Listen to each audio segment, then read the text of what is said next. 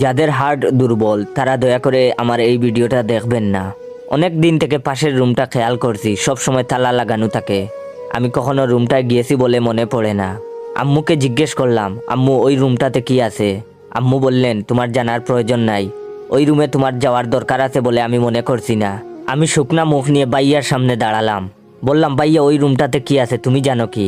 ভাইয়া বলল, তোর তাতে কি, যা টাকার তাই আছে, যা ভাগ। আর দাঁড়া, এক গ্লাস পানি এনে দে তো।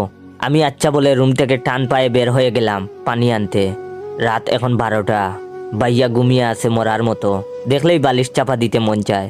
আমার চোখে ঘুম নেই, মাথায় একটা কথা ঘুরপাক খাচ্ছে, যে করেই হোক ওই রুমে যেতেই হবে, দেখতেই হবে কি আছে।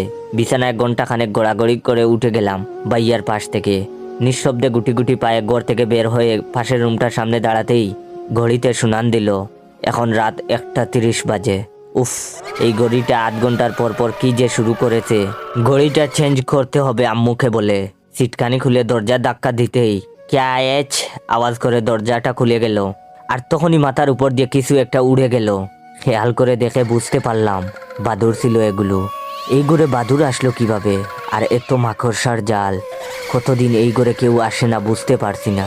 চারপাশে অন্ধকার, মাঝে মাঝে দূরে দুই একটা কুকুর ডেকে ওঠে। রাতটাকে আরো ভয়ানক করে তুলছে। আমি টর্চ মেরে গুটি গুটি পায়ে মাকড়সার জাল ছিঁড়তে ছিঁড়তে সামনে এগিয়ে যাচ্ছি। হঠাৎ টর্চের আলো গিয়ে বাদলোর দেয়ালে টাঙ্গানো ফ্রেমে বাঁধানো ছবির দিকে। আমার সারা শরীরে শীতল শিহরণ বয়ে উঠল। কোথায় যেন একটা পেঁচা ডেকে উঠে জানান দিল, ভুল করেছিস এখানে এসে।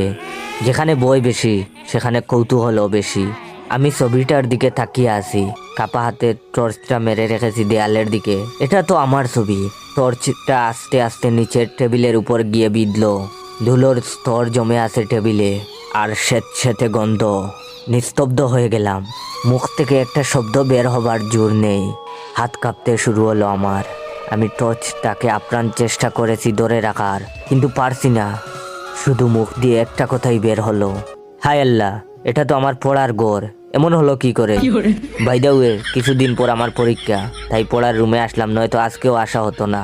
চাইলে আপনার বন্ধুদেরকেও শেয়ার করে এভাবে বই দেখিয়ে হাসাতে পারেন। ধন্যবাদ।